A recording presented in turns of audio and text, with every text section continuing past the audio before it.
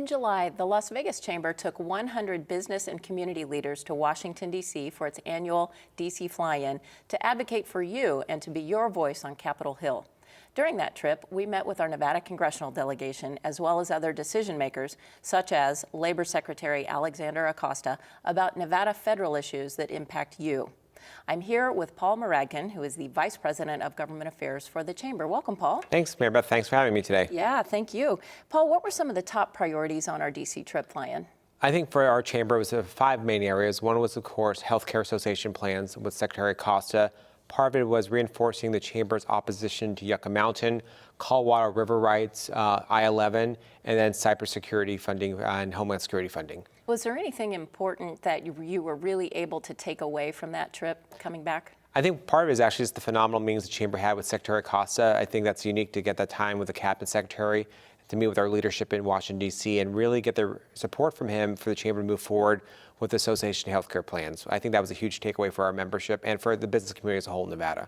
The Chamber has been leading this trip to Washington, D.C. for more than a decade. Why is the Chamber's trip to Washington, D.C. so important for our state? I think it's 2 parts, really. One, it shows it's a unified business community. And when you're bringing over 100 people to Washington, D.C. to meet with not just our delegation, but with think tanks and congressional members and chairmen and chairwomen of the different committees, it really shows that Nevada is engaged at the federal level in a variety of issues. I know we're really proud to have such a strong voice in Washington and on Capitol Hill. It seems like Washington has really been gridlocked for a very long time. Has the trip in the past and this particular year, has it been effective in passing legislation on Capitol Hill? Absolutely. I think that's a great question to ask. I think the Chamber can point to the designation of Tully Springs, I-11 designation several years ago.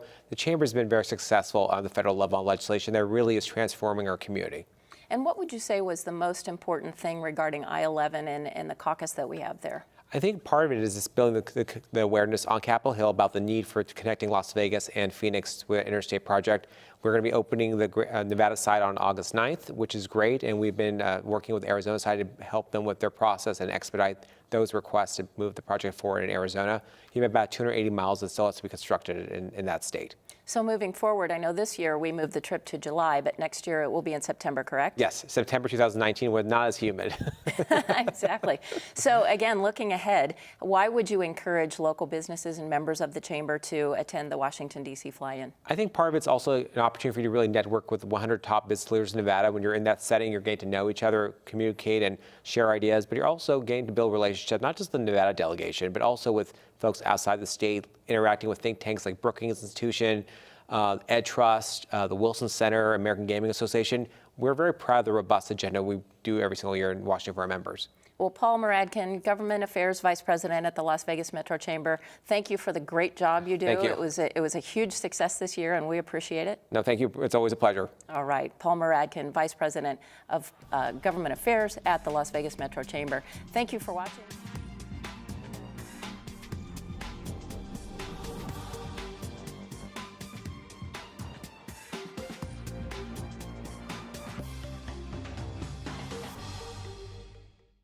Whether you're a sole proprietor or have hundreds of employees, managing day-to-day operations takes work. Let Nevada State Bank work for you. We offer many tools to help you collect and pay invoices more efficiently, easily access and manage your finances, and help you protect your business from fraud. These tools may help you save time and money. To discover more about all we offer to keep your business running efficiently, visit nevadasmallbusiness.com. Nevada State Bank. It matters who you bank with. This is the story of 2 businesses. Andy made a lemonade stand and hoped people would come. Jill did too, but she chose a team to get the word out about her lemonade stand. Jill learned early that advertising with the right team gets the best results. At Cox Media, we do this every day, helping your business grow to meet its potential. With our marketing expertise, Cox Media is your partner for advertising success. Don't let your business get left behind. Let's grow your business together. Contact Cox Media today. Remember Old Vegas where the customer was king? The Casablanca in Mesquite is just like Vegas used to be. Play over 40 of your favorite table games. Play over 800 slot and video poker machines and get comps, free play, and cash back.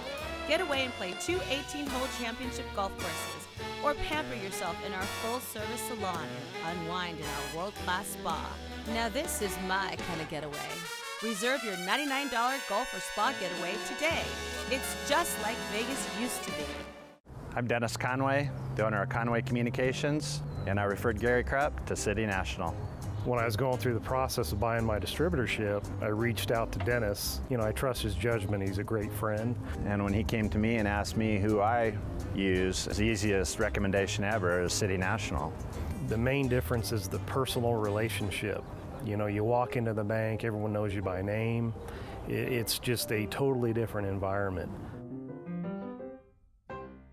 Welcome to a very special edition of Like Nobody's Business. I'm Beth Sewald, President and CEO of the Las Vegas Metro Chamber of Commerce.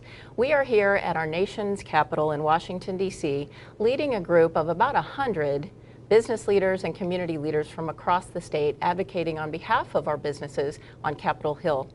We are so honored today to have such a special guest with us today. His name is United States Secretary of Labor, Mr. Alexander Acosta. Thank you so much for joining us. I'm glad to join you today. You know, first I'd like to thank you, sir, for your leadership on behalf of the Association Health Plan efforts and associations across the country in giving us the ability to bring back association health plans. Thank you so much. Well, you know, it's so important, and the Las Vegas Metro Chamber has a long history of success in this area, and we're excited that the Las Vegas Metro Chamber is stepping up to really lead this effort now. Well, we appreciate your efforts. The DOL was very expeditious in getting the regulations out, and so that has really facilitated our ability to stand up our association health plan as well. You and I met a couple of weeks ago in Las Vegas when you were there with President Trump, and we talked about association health plans and your efforts in bringing that back for us, for associations, and giving us the ability. Tell us why it's so important for businesses to have this plan again. Well, right now, small businesses are in a catch-22. They need great employees, and they want to provide benefits to those employees. But the regulations right now in the healthcare space are actually more onerous on small businesses than large corporations. And so what an association does, and what actually happened in Las Vegas up until I believe 2013 or 2014, is small businesses can come together as a group.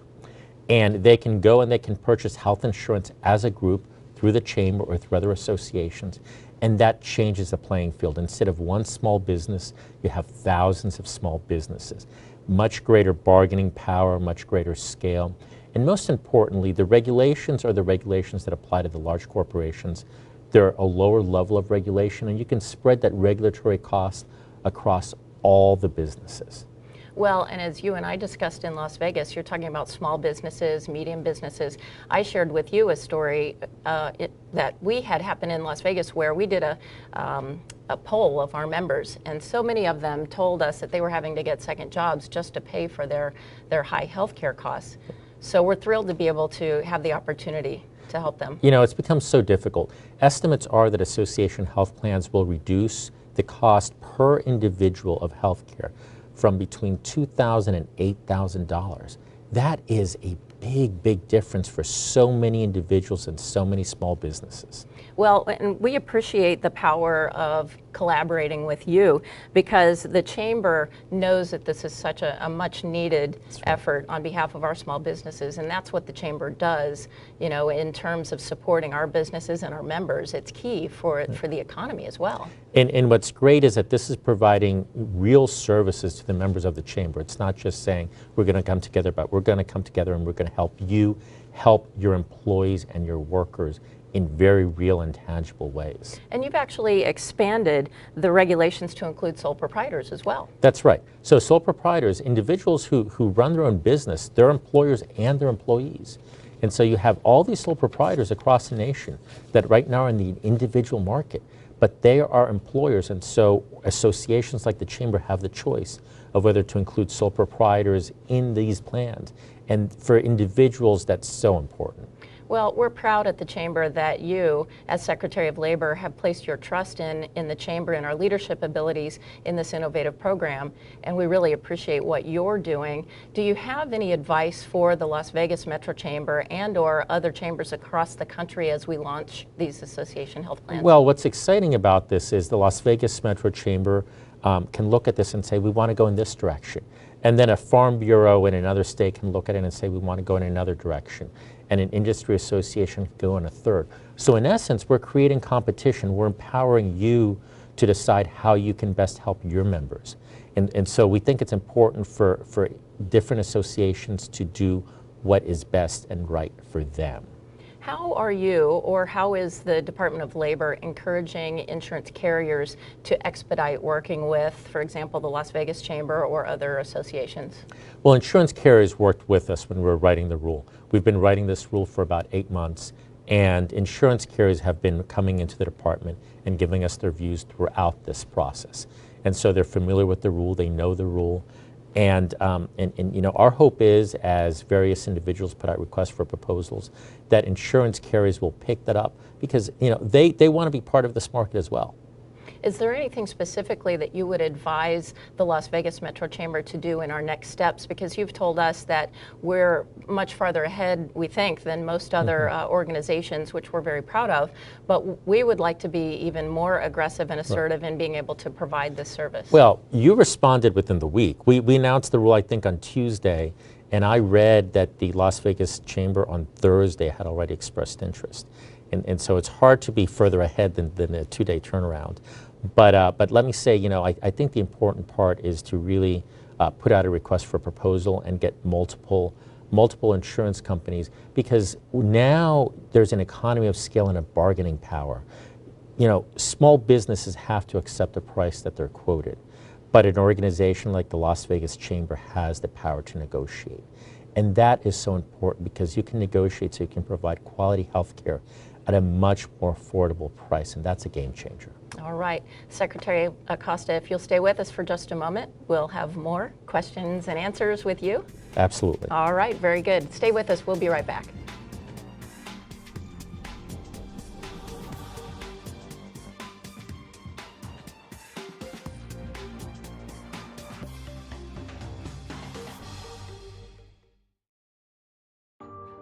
Life's journey isn't just about what happens.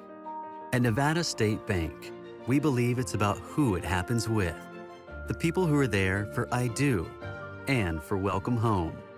The people who are there for your growing business. And the ones who are there for a lifetime. For every moment of life's journey, the people of Nevada State Bank are here for you. Because it matters who you spend life's moments with.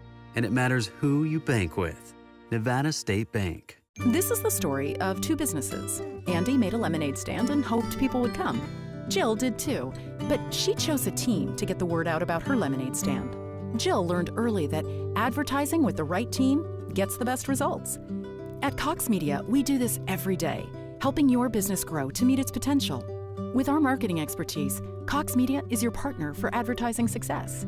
Don't let your business get left behind. Let's grow your business together. Contact Cox Media today. The Nevada Broadcasters Association presents the 23rd Annual Hall of Fame Gala, honoring Rossi Rollencotter, Don Logan, and this year's Lifetime Achievement recipient, Hank Thornley, Las Vegas's first television news director and anchorman. Celebrating our 2018 Hall of Fame inductees and Foundation Scholarship recipients. It's the Nevada Broadcasters Association's Hall of Fame Gala. For tickets, visit nevadabroadcasters.org. I'm Jim Pisanelli, partner and co-founder of Pisanelli Vice, and I referred Todd Vice to City National Bank. Jim had a pre-existing relationship with the bank. When I began to discuss financial needs, principally in the sort of wealth management realm, Jim put me in contact with someone there that he already trusted. One of the wealth management executives came up from Los Angeles and put the package together for me, made recommendations, and we've been moving forward ever since then. Welcome back to this edition of Like Nobody's Business. We are here in our nation's capital with United States Secretary of Labor Alexander Acosta. Thanks again for being with us. Glad to be here. We are talking about association health plans and the Las Vegas Metro Chamber's efforts to relaunch the Chamber Insurance Benefits Program that we've had at the Chamber, and to provide this wonderful, low-cost, robust insurance plan to our members. One of the things that you and I have talked about is the Chamber's initiative to be able to provide this plan to other chambers, at least across the state of Nevada, like Reno, Henderson, other cities. Do you think that's a viable idea, first of all? So it's certainly a viable idea. The association health plan model is a very flexible model. We want to empower chambers like yours to do what you think works for your state, for your region. And so associations can organize based on cities, based on states. You can work with other sister chambers throughout Nevada so that you can really help them. You've got a skill that they may not have, and so together you'd have even more bargaining power and you could reduce prices even more. Well, we're hoping that that'll be the case. Our chairman, Mr. Michael Bolanini, and I went to Reno a couple of weeks ago to talk to that chamber. We're talking with some other chambers as well, and there seems to be a real desire because the chambers are really, they also tell us their members are very hungry for this and they need this service. So once again, we really appreciate what you've done at the DOL. What's next for you on this front? Well, you know, I think as we look forward into the fall, it's important to start thinking about retirement issues. You know, Americans want to save for further retirement, but small businesses in particular don't always have mechanisms to offer retirement benefits to employees. You know, a 401k is so complicated.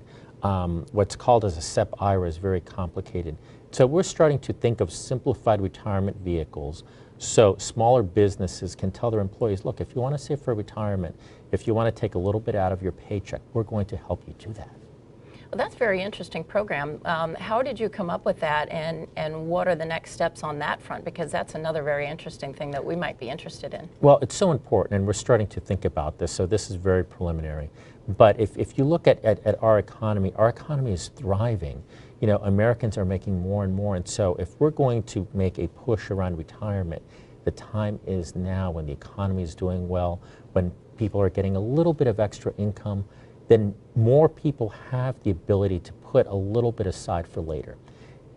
We need to figure out ways to reduce the regulations for smaller businesses. The large corporations offer this for their employees. Why shouldn't small businesses as well? I think that's a great idea, and once again, we appreciate the ability to collaborate with you on that, so if the Las Vegas Metro Chamber can be of service, we would extend that to you as well. And I believe you all came in and you offered your comments during the health plan discussions, and those were very helpful. And they really, the public input that we receive really does guide us in how we write these rules. Well, and that's another question. I'm glad you bring that up, because as we're talking to the insurance carriers back in Las Vegas, they also said that they expressed their comments as well, and they were very appreciative, and they asked me to thank you and the DOL for actually listening to everybody's suggestions and actually incorporating a lot of them.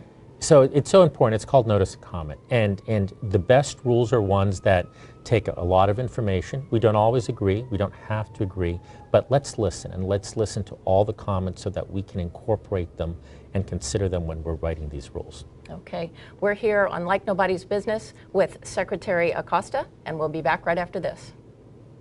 Whether you're a sole proprietor or have hundreds of employees, managing day-to-day operations takes work. Let Nevada State Bank work for you. We offer many tools to help you collect and pay invoices more efficiently, easily access and manage your finances, and help you protect your business from fraud. These tools may help you save time and money. To discover more about all we offer to keep your business running efficiently, visit nevadasmallbusiness.com. Nevada State Bank. It matters who you bank with. This is the story of two businesses. Andy made a lemonade stand and hoped people would come. Jill did too, but she chose a team to get the word out about her lemonade stand. Jill learned early that advertising with the right team gets the best results. At Cox Media, we do this every day, helping your business grow to meet its potential.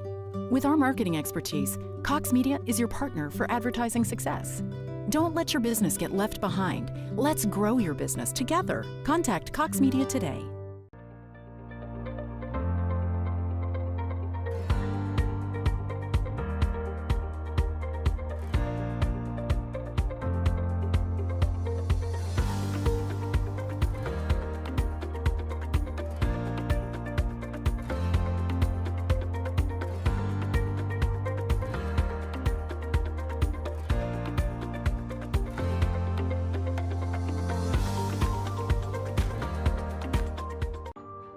Life's journey isn't just about what happens. At Nevada State Bank, we believe it's about who it happens with. The people who are there for I do and for welcome home. The people who are there for your growing business and the ones who are there for a lifetime. For every moment of life's journey, the people of Nevada State Bank are here for you because it matters who you spend life's moments with, and it matters who you bank with. Nevada State Bank. We are back on Like Nobody's Business here in our nation's capital, Washington, D.C. Our very special guest today is United States Secretary of Labor, Mr. Alexander Acosta. Thank you again for being with us. The other day, you addressed members of our delegation at our Nevada State Dinner Gala, and in your remarks, you talked a lot about your commitment to workforce development issues. Can you tell us about that? Absolutely. And first, let me say it was impressive how many people you had here from Nevada that are spending an entire week standing up for the small businesses of Nevada and really reminding individuals that Nevada is a community and that it needs to be listened to. One of the things I talked about was reentry programs. You know, the economy is thriving. We are doing so well. For the first time since we've kept this information, we have more open jobs than we have people looking for jobs. And that means that companies need to look everywhere to hire individuals. Well, there are individuals that have gone to jail and maybe, you know, this is their first offense and they're getting out. And the best thing we can do for them is help them find a job. The best thing that we can do for society to reduce recidivism is to help them find a job. And so there are programs in Las Vegas that are wonderful. I visited in my last visit Prisoners for Hope. It's run by John Ponder, and they do such a fabulous job of going into the prisons and providing education so that when individuals leave, they can go work. And I'll tell you, one of the things that I found so impressive, they partner with the DA, they partner with the prison system, and they partner with businesses. And then Foundation for an Independent Tomorrow is another program that does this quite well in Las Vegas. So it's exciting how Las Vegas is really looking in a very dynamic way to bring in different individuals from different backgrounds into the job market to fill all these open jobs. Would you say that Las Vegas is a leader on several of these fronts then? Because this sounds like relatively unique. So these job programs you see around the country, but the programs that I saw in Las Vegas, I thought were particularly well run. Something that we look at our metrics. We want, not just how does it look, but what are the numbers. And if you look at the Prisoners for Hope metrics, so many individuals that go through that program are not just getting a job, but they're keeping a job.